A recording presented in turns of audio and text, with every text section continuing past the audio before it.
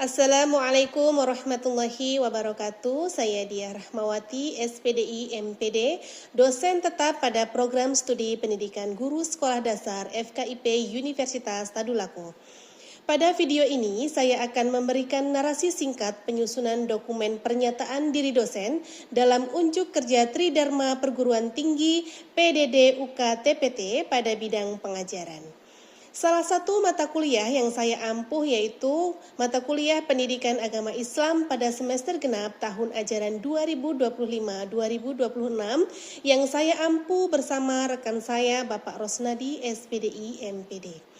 Dalam kurikulum Outcome Based Education, program studi PGSD FKIP Universitas Tadulako, mata kuliah wajib umum yang dapat diprogramkan pada semester 2 dengan bobot 2 SKS. Mata kuliah ini mengkaji tentang konsep dasar akidah dalam Islam, manusia dalam pandangan Islam, hukum-hukum Islam, akhlak dan aplikasinya dalam kehidupan, ilmu pengetahuan dan teknologi dalam Islam, pluralisme dan toleransi dalam Islam, ekonomi syariah, sistem politik dalam Islam, konsep kebudayaan Islam, dan moderasi beragama. Dengan mempelajari mata kuliah ini, mahasiswa diharapkan dapat meningkatkan keimanan dan ketakwaan kepada Allah Subhanahu wa taala, berakhlak mulia, moderat, serta mampu mengintegrasikan nilai-nilai Islam dalam kehidupan pribadi, akademik, dan bermasyarakat. Sehingga mahasiswa mampu memahami, menganalisis, serta mengimplementasikan nilai-nilai Islam secara kontekstual dalam kehidupan sehari-hari.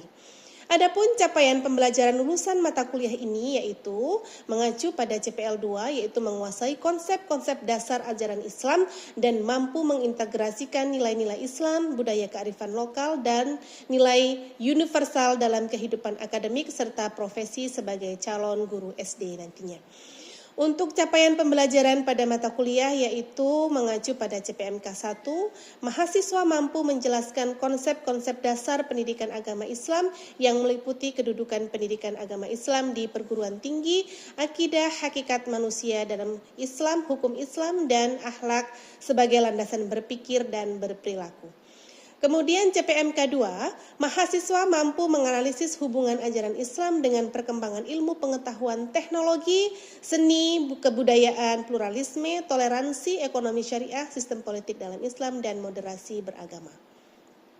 3. Mahasiswa mampu menginternalisasikan nilai-nilai Islam dalam kehidupan pribadi, akademik sosial, dan profesinya sebagai calon guru sekolah dasar secara bertanggung jawab, moderat, toleran, dan berakhlak mulia. CPMK 4, mahasiswa mampu merancang media project atau kegiatan pembelajaran berbasis teknologi yang mengintegrasikan nilai-nilai pendidikan agama Islam dalam pembelajaran sekolah dasar. Materi pembelajaran pada mata kuliah pendidikan agama Islam yaitu mencakup 10 poin materi. Yang pertama adalah konsep akidah dalam Islam, yang kedua hakikat manusia dalam pandangan Islam, yang ketiga hukum-hukum Islam, keempat akhlak dan aplikasinya dalam kehidupan, 5 yaitu ilmu pengetahuan teknologi dan seni dalam Islam, yang keenam pluralisme dan toleransi dalam Islam, yang ketujuh kebudayaan Islam, 8 ekonomi syariah, 9 sistem politik dalam Islam, dan yang terakhir adalah membahas moderasi beragama. Dalam video ini, saya akan memperlihatkan cuplikan proses pembelajaran pada mata kuliah Pendidikan Agama Islam dengan materi pokok yang pertama yaitu konsep akidah dalam Islam.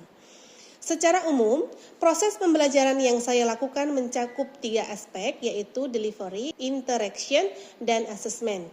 Pada aspek delivery, saya menyampaikan pokok-pokok materi yang akan dipelajari mulai dengan penyampaian capaian dan tujuan pembelajaran agar mahasiswa mampu memahami kompetensi yang diharapkan setelah mengikuti perkuliahan. Selanjutnya, saya memberikan pertanyaan-pertanyaan pengantar sebagai kegiatan apersepsi untuk menghubungkan pengetahuan awal dan pengalaman mahasiswa dengan materi yang akan dipelajari.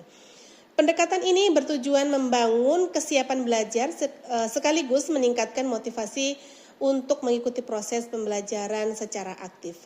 Media pembelajaran yang digunakan yaitu meliputi slide presentase atau PowerPoint yang berisi konsep-konsep utama, ayat-ayat Al-Quran, dan hadis yang relevan, video pembelajaran, serta sumber belajar digital yang dapat diakses mahasiswa melalui Google Drive dan grup kelas.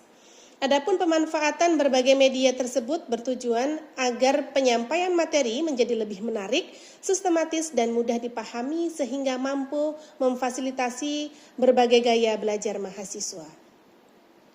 Pada aspek interaction, saya memfasilitasi mahasiswa untuk membangun pengetahuan secara kolaboratif melalui kegiatan diskusi kelompok berbasis problem-based learning ataupun case method. Mahasiswa dibagi ke dalam beberapa kelompok untuk menganalisis kasus-kasus aktual yang berkaitan dengan implementasi nilai-nilai akidah dalam kehidupan sehari-hari, seperti tantangan menjaga keimanan di era digital, fenomena penyimpangan akidah maupun pentingnya moderasi beragama. Setiap kelompok berdiskusi, mengidentifikasi permasalahan, mengkaji dalil Al-Quran dan hadis yang relevan, kemudian mempresentasikan hasil analisisnya di depan kelas. Selanjutnya saya memfasilitasi diskusi antar kelompok melalui sesi tanya-jawab, klarifikasi konsep dan pemberian pengetahuan terhadap materi yang telah dipelajari. Pada akhir pembelajaran bersama mahasiswa, saya menyimpulkan konsep-konsep utama mengenai akidah dalam Islam serta mengaitkannya dengan penerapan dalam kehidupan pribadi, bermasyarakat, dan berbangsa.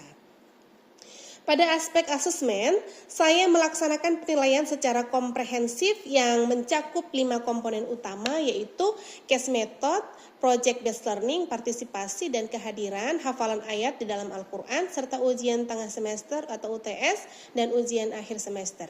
Penilaian dilakukan menggunakan rubrik yang jelas, objektif, dan terukur. Pada penilaian case method, aspek yang dinilai meliputi kemampuan mengidentifikasi permasalahan, memberikan argumentasi secara kritis berdasarkan sumber ajaran agama Islam, kemampuan berkomunikasi secara efektif, serta ketepatan analisis dan solusi yang diberikan. Penilaian proyek mencakup kualitas perencanaan, proses pelaksanaan, kreativitas, kolaborasi, dan kualitas hasil akhir proyek. Adapun komposisi bobot penilaian terdiri dari case method sebesar 20%, proyek 25%, hafalan dan partisipasi kehadiran itu 20%, serta UTS 15% dan UAS 20%. Berikut adalah cuplikan proses pembelajaran yang saya laksanakan. Assalamualaikum warahmatullahi wabarakatuh. Waalaikumsalam warahmatullahi wabarakatuh. Kayaknya kurang serius, diulang lagi ya. Assalamualaikum warahmatullahi wabarakatuh. Waalaikumsalam warahmatullahi wabarakatuh. Alhamdulillahirabbil alamin. Assalatu wassalamu ala asrafil anbiya'i wal mursalin sayyidina wa maulana Muhammadin wa ala alihi wa sahbihi ajma'in, amma ba'du. Jadi alhamdulillah pada kesempatan kali ini kita dipertemukan kembali dalam keadaan sehat walafiat, yaitu pada mata kuliah pendidikan agama Islam ya. Sehat semuanya ini? Sehat. Ada yang sakit? Tidak. Ada yang apa? Tidak. Hadir semuanya ya. Almi ada? Nuzul? Ada ya, semuanya ada. Oke. Karena sudah hadir semua, jadi mudah-mudahan apa yang sudah kita niatkan dari rumah untuk ke kampus lillahi karena Allah Ta'ala ya. Amin, Allahumma amin. Baik, pada pertemuan minggu lalu kita sudah membahas tentang kontrak perkuliahan kita, juga beberapa hal tentang terkait materi pembelajaran pendidikan agama Islam ya. Ada 10 materi yang akan kita bahas. Namun pada pertemuan kali ini kita akan fokus tentang materi akidah dalam Islam ya. Jadi itu agamanya salah ya. Jadi akidah dalam Islam. Ada yang tahu apa itu akidah? Ada yang tahu? Ada yang tahu tidak? Oke, Almi, coba Almi, apa akidah? Akidah itu Ibu kalau berasal dari bahasa Arab itu akada, yang berarti ikatan, sambutan atau keyakinan Ibu. Oke, betul sekali Almi. Kalau yang lain, apa itu akidah? Coba, ada lagi satu orang lagi. Siapa yang berani? Coba Dini. Kalau akidah menurut saya itu adalah keyakinan yang sudah ada dalam diri manusia sejak masih di dalam alam ruh. Sejak dari alam ruh. Kenapa sejak dari alam ruh? Sesuai dengan ayat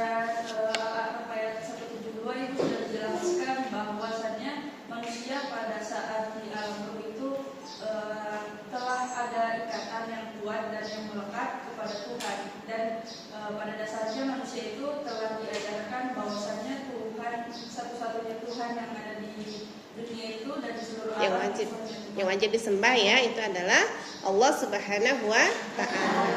Atau dalam artian ahadun ahad. Jadi Allah itu yang Maha Esa dan satu-satunya Tuhan yang wajib disembah ya.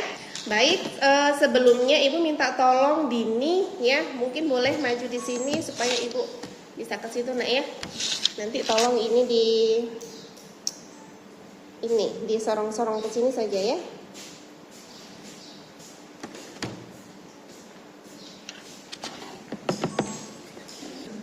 Coba kita lihat Quran surah Al-A'raf saja nak, langsung di Quran surah Al-A'raf ayat 172 ya. Coba Ibu minta kesediaannya si nuzul ya, tolong dibacakan. Nanti setelah itu teman-temannya ikut semuanya ya. Coba nuzul, baca dulu nuzul. A'udzu billahi minasyaitonir rajim. 1, 2, 3. A'udzu billahi minasyaitonir rajim. Bismillahirrahmanirrahim. Wa idh akhadha rabbuka min bani adama min zuhurihim dhurriyyatahum wa ashhadahum ala anfusihim alastu birabbikum qalu bala shahidna an taqulu yawmal qiyamati inna kunna an hadha ghafilin. Shadaqallahul azim.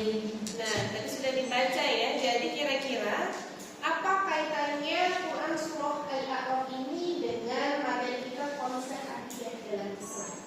Coba dipahami dulu maknanya ya, dipahami dulu artinya. Kira-kira apa hubungannya? Dikasih waktu 1 menit. Pak Almi dibacakan dulu artinya coba. Coba Almi. Dan ingatlah ketika Tuhanmu mengeluarkan keturunan anak-anak Adam dari sulbi mereka dan Allah mengambil kesaksian terhadap jiwa mereka. Seraya berfirman, bukankah aku ini Tuhanmu? Mereka menjawab, betul, engkau Tuhan kami. Kami menjadi saksi, kami lakukan dengan demikian itu, agar di hari kiamat kamu tidak mengatakan, sesungguhnya kami Bani Adam adalah orang-orang yang lengah terhadap ini keesaan Allah Subhanahu wa taala ya. Jadi apa yang bisa kalian pahami dari terjemahan Quran surah Al-A'raf ini kemudian dikaitkan dengan materi kita konsep akidah dalam Islam. Jadi dulu sebelum kita dilahirkan di dunia ini 50.000 tahun yang lalu ya. Jadi kita itu sudah punya janji dengan Allah. Apa janjinya kita dengan Allah? Kita akan tetap beribadah kepada Allah meskipun nantinya kita sudah dilahirkan di dunia. Tetapi nyatanya apa?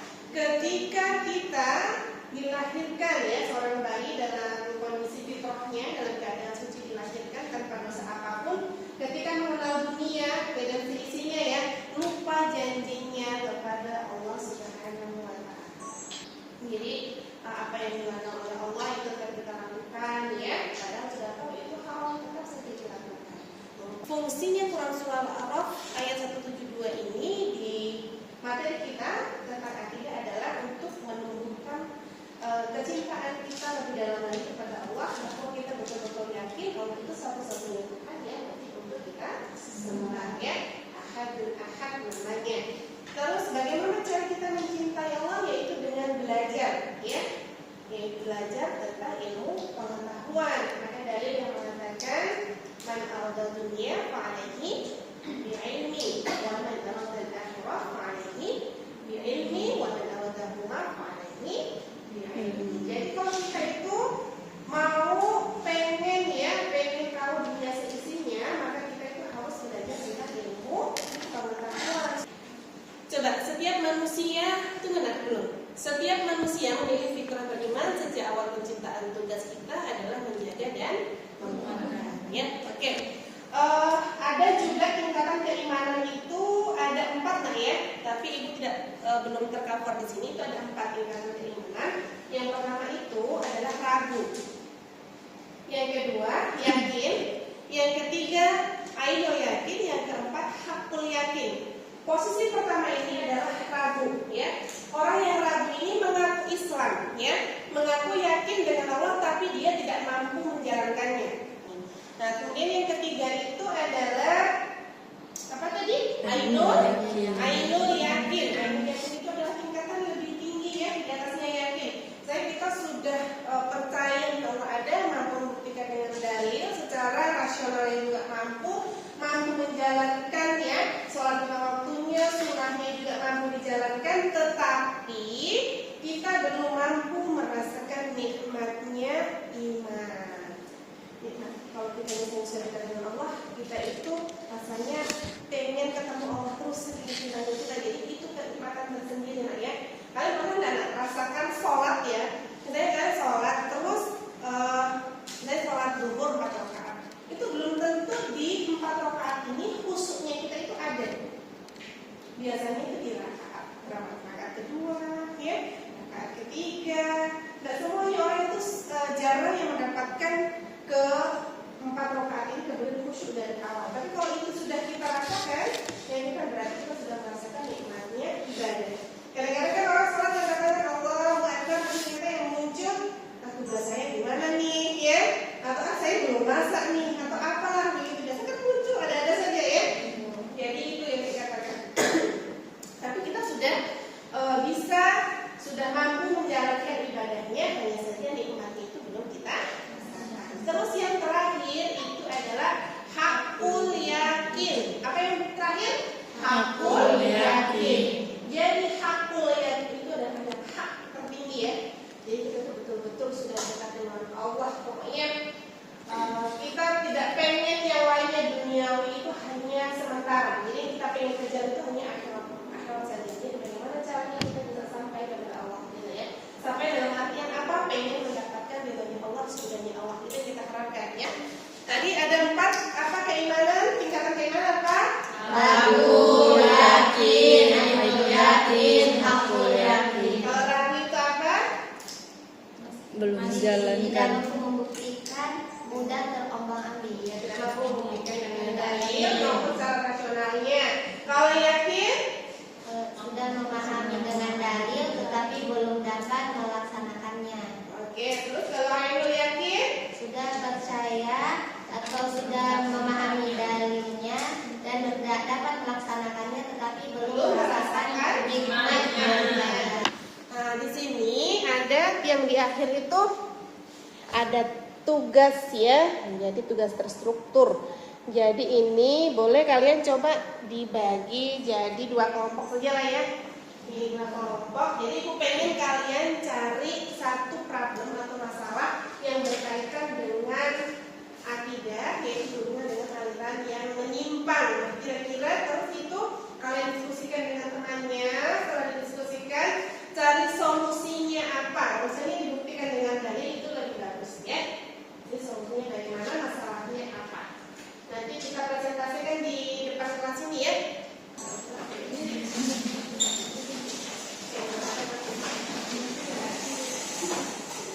Lihat apa yang sudah dikerjakan ini.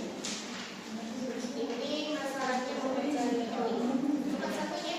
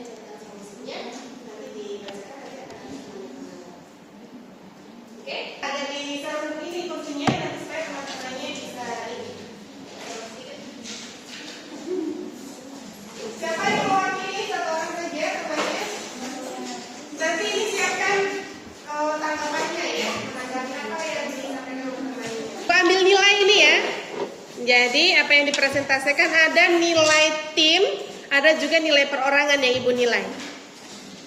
Jadi silahkan memberikan penampilan versi terbaiknya ya. Kita mulai dulu dari kelompok 1 ya. Oke, silahkan. Assalamualaikum warahmatullahi wabarakatuh. Waalaikumsalam warahmatullahi wabarakatuh. Baik, di sini kami dari kelompok 1, saya perwakilan dari teman saya dari diskusi kami mengambil studi kasus mengenai percaya ramalan zodiak atau horoskop. Mereka meyakini bahwa nasib seseorang dapat diketahui melalui zodiak. Nah, analisis masalahnya di sini kami mengambil meyakini ramalan berarti mempercayai sesuatu yang berkaitan dengan perkara gaib, padahal hanya Allah yang mengetahui segala perkara gaib tersebut. Adapun solusinya yaitu menanamkan keyakinan bahwa hanya Allah Subhanahu wa taala yang mengetahui segala-galanya atau hal-hal yang akan terjadi. Menghindari membaca atau mempercayai ramalan, memperbanyak doa atau ikhtiar dalam menghadapi kehidupan. Adapun dalil Al-Qur'annya yang terdapat dalam Quran surah An-Nam ayat An-Naml kali ya? An-Nam ya An-Nam Ayat ya. Ayat berapa? Ayat 65. Ayat Di sini berbunyi Qul la ya'lamu man fis samawati wal ardi ghaiba illallah wa ma yaskuruna ayyana yub'atsun. Yang artinya, katakanlah Muhammad, tidak ada sesuatu pun di langit dan di bumi yang mengetahui perkara yang gaib kecuali Allah, dan mereka tidak mengetahui kapan mereka akan dibangkitkan. Dan adapun hadis dari sabda Rasulullah, yaitu barang siapa mendatangi seorang dukun lalu mempercayai ucapannya, maka sungguh ia telah kufur terhadap apa yang diturunkan kepada Muhammad. Hadis riwayat Ahmad. Oke, terima kasih. Berikan aplaus buat temannya ya. Oke, Almi boleh duduk. Kemudian silahkan kelompok 2 menanggapi. Mungkin ada sesuatu hal yang masih menjanggal atau pengen ditanyakan atau pengen dipahami. Silahkan. Ya, silahkan Nabila. Dengarkan tim. Perkenalkan, nama saya Nabila Salsabila. Di sini saya ingin bertanya terhadap materi yang telah kalian paparkan tadi. Nah, di sini kan tadi membahas mengenai zodiak, khususnya pada anak-anak muda sekarang ini banyak yang masuk hal tersebut. Nah, bagaimana kalau kita itu hanya sebagai membaca saja, membaca ramalan zodiak tersebut, terus karena kita hanya merasa penasaran, tapi tidak kita Tidak diyakini. tidak diyakini saja, kayak cuma penasaran, sebatas penasaran saja, apakah itu tidak apa? Silakan ditanggapi kelompok 1. Dini. Iya, silakan Dini. Jadi begini, kan yang sudah dijelaskan oleh sudah dijelaskan oleh teman kami Almi, bahwasanya jika meyakini, berarti jika tidak meyakini mungkin hanya untuk bacaan, mungkin untuk anak-anak sekarang ibarat kata itu seperti komik ya, untuk hiburan semata itu tidak apa-apa, asalkan tidak diyakini dan tidak diniatkan untuk meyakini, itu tidak apa-apa. Kalau itu pandangan kami. Mana? Bisa dipahami? Jadi iya, kalau misalnya itu yang bermasalah itu adalah keyakinan. Mari kita belajar akidah ya. Akidah itu adalah meyakini dengan sepenuh hati. Jadi sesuatu hal yang sekiranya itu tidak diyakini itu sebenarnya tidak bermasalah, tapi juga jangan berlebihan. Kapan itu berlebihan pasti kita juga akan merasa, kok bener ya? Kok sesuai ya? Oh, ini kayaknya sama dengan zodiak saya gitu kan. Kalau terlalu diresapi atau terlalu dibaca. Jadi sekedarnya saja. Tapi kalau yang kita kedepankan syariat, insya Allah kita selamat ya. Tapi kalau yang kita kedepankan adat istiadatnya dulu atau budayanya dulu, akhirnya kita bertengkar dengan diri kita sendiri ya. Dibilang nenek moyang saya begini ya. Tapi kalau di dalam ajaran agama Islam tidak boleh ya misalnya. Tapi kita juga sebagai warga Indonesia yang kaya akan budaya, adat istiadat, kita juga jangan menghilangkan ya. Kapan kalau kita hilangkan itu juga nantinya akan diklaim orang lain ya. Jadi kita tetap harus melestarikan tapi lebih dengan mengedepankan syariatnya. Saya dipahami ini sudah ya. Yang lain masih ada yang mau ditanyakan? Masih ada yang mau ditanyakan sampai di sini? Satu pertanyaan terakhir. Oke, silakan. Kan tadi kami membahas sedikit tentang ramalan juga ya Bu. Bagaimana hukumnya jika mempercayai ramalan cuaca Ibu? Apakah hukumnya sama atau bagaimana? Ya sama saja kan kita ramalkan itu ramalan ya. Ramalan itu kan sesuatu yang mendahului kita meraba-raba ya. Misalnya, oh nanti di sana akan terjadi apa?